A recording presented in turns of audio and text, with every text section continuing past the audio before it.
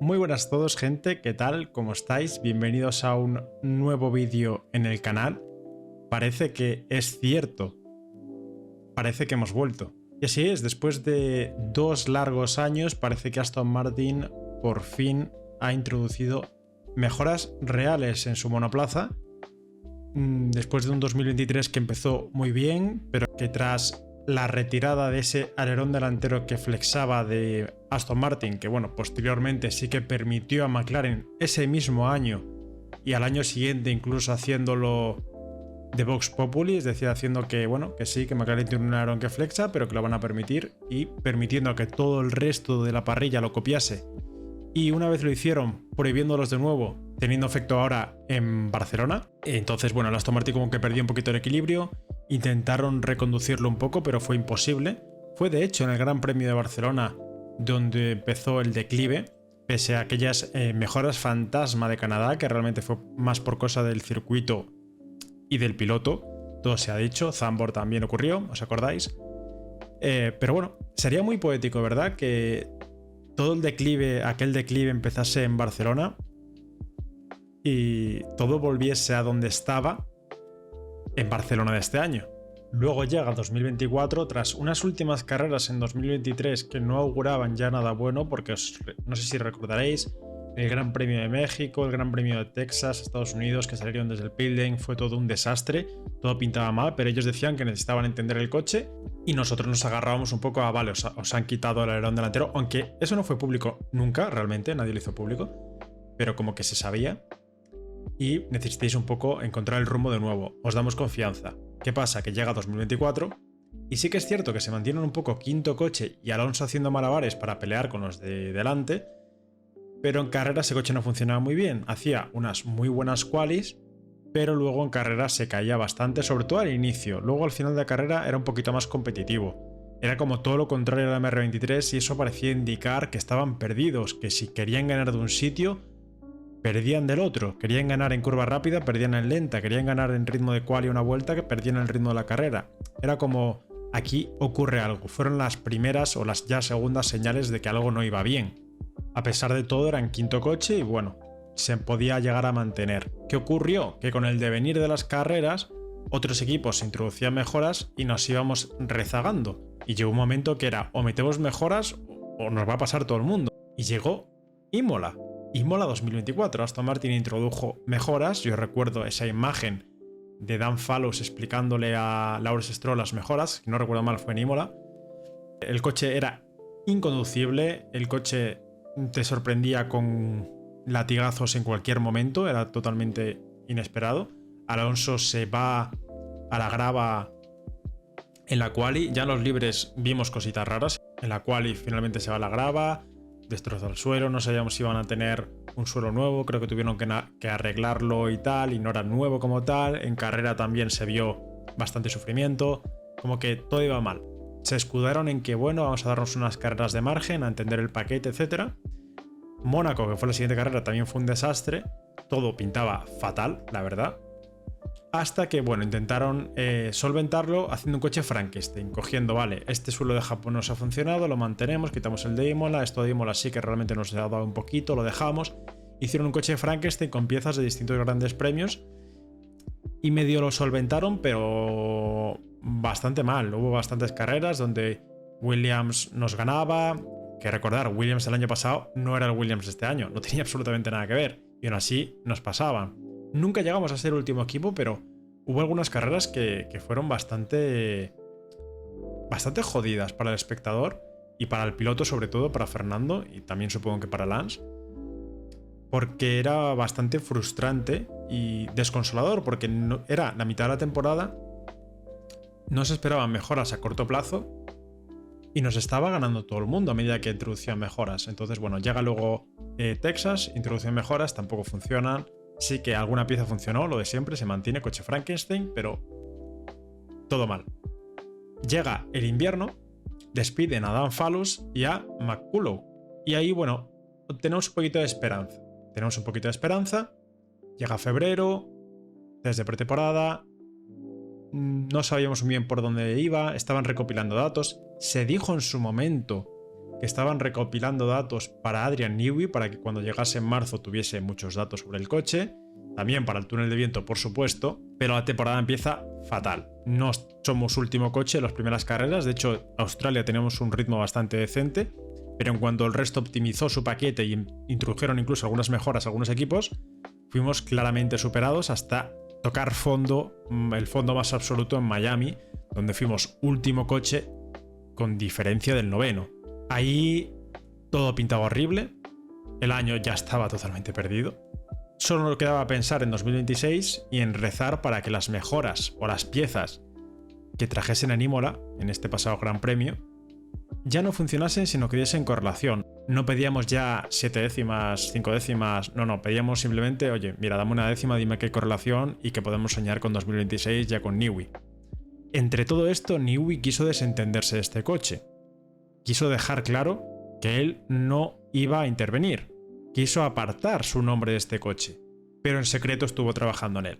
Al menos no de forma directa, es decir, no le dedicó horas como tal, pero sí a los ingenieros que trabajan en este coche, que todavía trabajan porque van a venir más paquetes, ¿de acuerdo? Es un pequeño grupo, la gran parte está en el desarrollo del coche 2026, pues les ha dado una serie de consejos, una serie de directrices, seguramente compartirían ideas, mira, estamos haciendo esto, y Newey les habrá dicho, pues mira, esto... tocar aquí, aquí, aquí y lo mejoráis. Y además hay que darle todavía más contexto a estas mejoras de Imola. Estas mejoras de Imola, para quien no se haya enterado, pues se empiezan a hacer desde diciembre del año pasado. Esto a mí me levanta una serie de preguntas. Una de ellas es, si llevan desde diciembre, es decir, si ni siquiera datos del coche en pista, porque el coche en pista se pone en febrero, no es desde pretemporada en Bahrein, o ya sabían que el coche va a ir muy mal, o estaban preparando un coche B. Y lo de febrero, lo de los test de pretemporada y lo que hemos visto hasta ahora, era una base. Un coche base para luego introducirle mejoras. Esa es la gran duda que tengo. Yo creo que ellos también la tenían. Yo creo que ellos tampoco lo tenían muy claro y eran las dos cosas a la vez. Era un poco, sabemos que no vamos a hacer un buen trabajo, porque no tenemos el nuevo túnel, porque Newey todavía no está, porque los ingenieros encargados realmente no... Es un marrón que les vino encima porque no deberían estar haciendo ese trabajo. El despido de Dan Fallows pues como que los dejó un poco, no vendidos, pero bueno, oye, seguro que no se esperaban trabajar en el coche, ¿de acuerdo? Al menos desde ese punto de responsabilidad. Y bueno, una vez acaba marzo, introducen, por cierto, esto todo en el túnel viejo, en el de Mercedes, introducen este coche, estas mejoras en el nuevo túnel, y ahí lo mapean aerodinámicamente y pulen las mejoras. Seguramente, estoy bastante convencido, esa pequeña diferencia, que es que en Fórmula 1 las pequeñas diferencias en pista son exponenciales. Esa pequeña diferencia que había del túnel de viento de Mercedes a la pista, esa pequeña diferencia que Dan Fallows y compañía les decía, estas mejoras que has hecho van a mejorar 2 décimas, 3 décimas, y luego en la pista no se correspondía. Esa pequeña diferencia es lo que ha arrojado el túnel de viento, es la luz que le ha dado a Aston Martin el nuevo túnel de viento. Lo ha dicho Cowell, lo dije yo en un vídeo aquí en este canal. El túnel de viento, lo más importante es la calidad de los datos que da. Y Cowell, en una entrevista después de la carrera de ayer, dice eso mismo. Le preguntan, ¿habéis encontrado algo en el nuevo túnel? ¿Qué ha pasado para mejorar tanto? Y dijo, lo más importante, lo clave, es la calidad de los datos que hemos obtenido en el nuevo túnel. Han obtenido una serie de datos de tantísima calidad que les ha permitido, uno, asegurar que eran mejoras y dos, pulirlas para que en pista se viese realmente que eran mejoras, ¿de acuerdo? Voy a romper una pequeña lanza a favor de Dan Fallows y el equipo que había antes, y es que muchas de las ideas que tuvieron eran bastante buenas. ¡Ojo! De hecho, Mercedes, este gran premio, ha incorporado a sus suspensiones la forma en la que se enganchan, por así decirlo, en el chasis, en el morro, delantero en este caso, están inspiradas en Aston Martin. A Aston Martin no le funcionó. A Mercedes sí le ha funcionado, o bueno, no sabemos si le ha funcionado, pero lo han traído. Realmente no eran malas ideas, pero la ejecución, el análisis de datos, la forma de utilizar sus herramientas, no eran las más adecuadas. Ahora, con este nuevo túnel de viento y con la ayuda de Adrian Newey y por supuesto los encargados de este paquete, que son Eric Blandin y su equipo, han hecho un muy buen trabajo y parece que sí, gente. Por fin hemos mejorado. Es muy poético, o sería muy poético, que en Barcelona de 2023, que fue cuando nos vimos obligados a montar un nuevo alerón delantero y se perdió ese rumbo en el Aston Martin del 2023 que ganaba podios y estuvo a punto de ganar una carrera en Mónaco, ahí fue el comienzo del declive, y que luego en Imola 2024 empezasen ya a tocar fondo. Fueron esas dos fechas claramente señaladas en los últimos 3 años de Aston Martin, que sea ahora, en 2025, en Imola, cuando después de haber tocado fondo en Miami vuelven a resurgir, y en Barcelona, donde vuelven a donde lo dejaron en 2023. Sería una maravilla. Y lo peor es que creo que puede llegar a ser posible. No sé si he estado viendo esta mañana las cámaras de los alerones de todos los coches. Engaña muchísimo porque los ángulos tanto de los alerones como de la cámara son diferentes. Es imposible casi saber cuál flexa más que otros. El Aston Martin flexa, os lo tengo que decir, flexa. Pero el resto también. Yo diría que el que más es Mercedes. Ojo, porque este fin de semana de Imola puede llegar a ser engañoso. Empezamos el fin de semana con las mejoras en Lance Stroll. Luego en Fernando. Esa es una decisión que, bueno, tomó Aston Martin. Al parecer no ha sido mala decisión. No sabemos cómo hubiese salido las cosas al revés. La verdad, no lo sabemos. Pero, oye, esta vez les tocó a Lance y ya está. Las cosas han salido bien y es lo que importa. Ahora hablaremos de la carrera de Aston Martin. Calma. El caso, el viernes se olían cosas porque Stroll estaba quedando 2 décimas 3 por delante de Fernando. Stroll, en un circuito de la vieja guardia como Imola, donde Fernando debería lucir más que Stroll. Y bueno, ya dejaba entrever un poquito las cosas. En Libres 2 nos encontramos con una situación un poquito diferente. Era un poco raro porque vimos que Alonso con medios quedó por delante de Stroll por una sola décima. Importante. Y claro, en ese momento dijimos, ¿son peoras? Bueno, alguna gente, yo no, pero alguna gente dijo son peoras. ¿Por qué? Porque Alonso queda por delante con medios y Stroll con blandos. Sí que es cierto que la vuelta rápida de Fernando fue 20 minutos más tarde que la vuelta ideal de Stroll. No la rápida, porque la rápida fue en un segundo intento, pero digamos que con nuevos fue 20 minutos antes.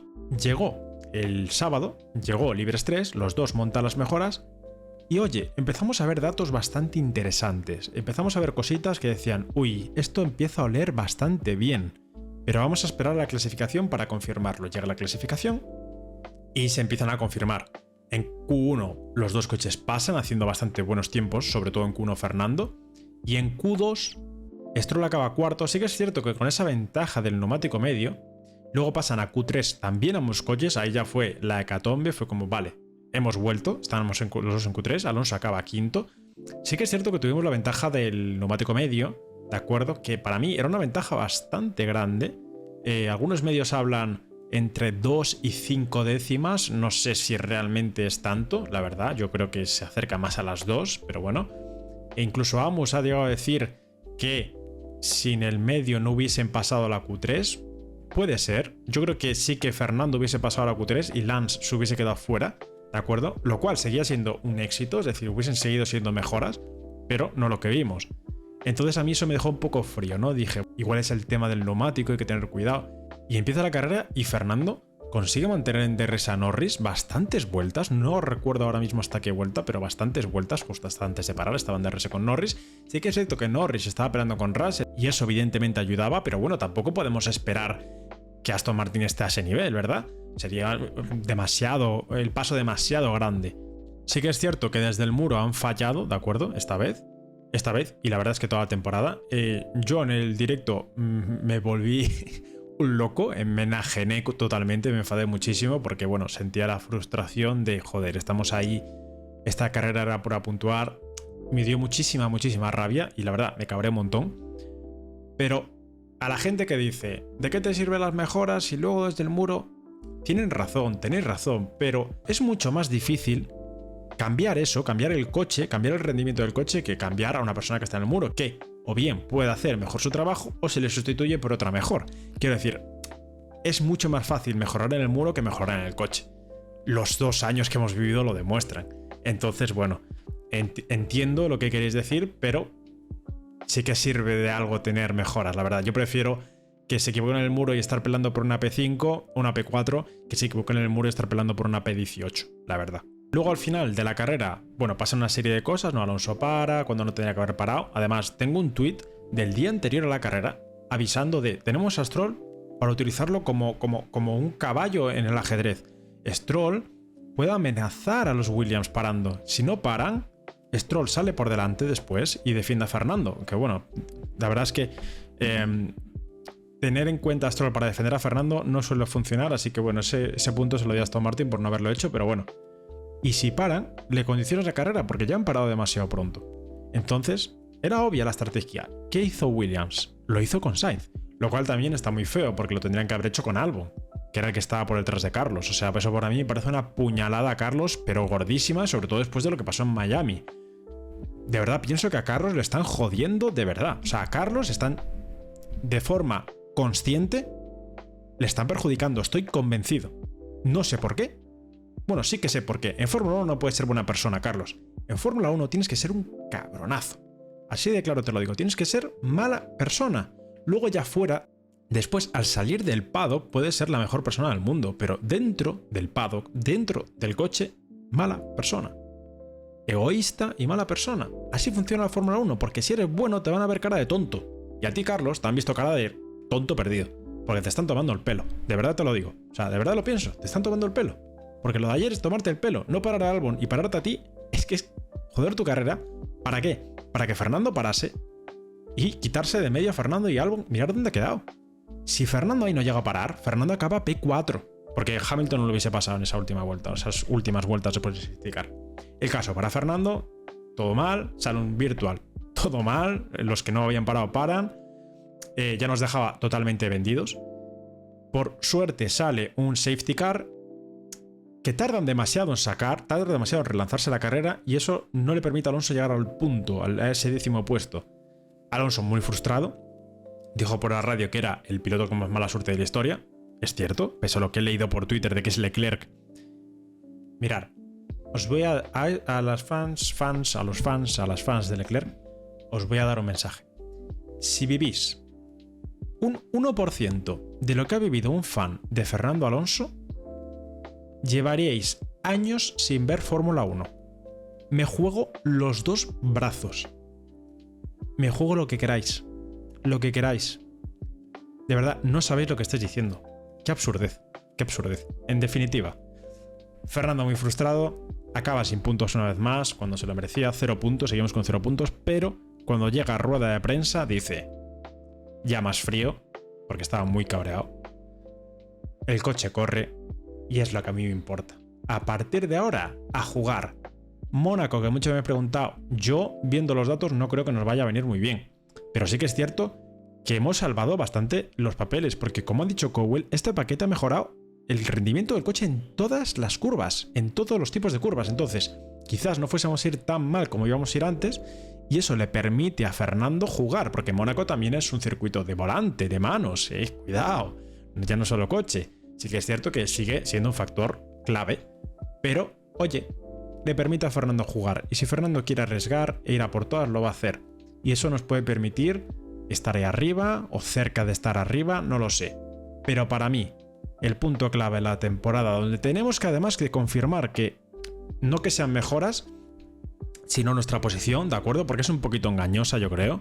Creo que Ferrari está un poquito por delante. Ferrari en este último Gran Premio no llevó alerón delantero flexible, ¿vale? Ya se preparó para Barcelona. Muy importante este dato, muy importante, ¿de acuerdo? Entonces creo que es una posición un poco engañosa. Ahora, ha avisado Blandín y ha avisado Cowell que van a llegar más paquetes. Y estos paquetes están hechos al 100% en el nuevo túnel. Por lo tanto, confío en Barcelona como siguiente punto de inflexión, ¿de acuerdo? Dar ese mini paso extra que nos falta para quizás ser el mejor del resto. Y quién sabe si estar cerca de los de arriba, no lo sé. Ojalá sea así. Y ojalá no tengamos que volver hacia atrás, ni aunque sea un poco. Yo, donde estamos, solo miro hacia arriba. Si vamos hacia atrás, pues oye, mira, puede ocurrir. No debería. Williams no va a mejorar el coche en lo que queda de temporada. Entonces, simplemente introduciendo paquetes que funcionen igual o incluso un poquito peor que este, deberíamos estar por encima. Así que bueno, gente, tenéis que estar contentos. Es un motivo para estar muy, muy contentos. Primeras mejoras en 2 años. Ocurra lo que ocurra más adelante, ya es algo positivo. Nos da esperanza, sobre todo para 2026. Y evidentemente hace los fines de semana más entretenidos. Un mensajito, este fin de semana no voy a estar, ¿de acuerdo? Lo diré en distintos vídeos, pero lo voy a ir recordando. No voy a estar en la quali de Mónaco, me la pierdo incluso yo mismo. No es que no pueda hacer directo, es que me la pierdo yo. Voy a estar en medio de un examen. Soy un desgraciado, exámenes los sábados. Sí, gente, ¿qué le voy a hacer? Estaré en Libres 1 y en la carrera, ¿de acuerdo? Y no sé si puede que en Libres 3 también, si me da tiempo. Al salir del examen, no entraré en ninguna red social, me pondré la quali sentado en un banco en mitad de Madrid y me miraré la clasificación con mis cascos y ya está. Y a ver qué ha ocurrido. Pero bueno, tampoco esperéis gran cosa de Mónaco, ¿de acuerdo? Pies en el suelo, muy importante, pies en el suelo, pero a disfrutar. Que tengáis una feliz semana. Nos vemos pronto, gente. Adiós.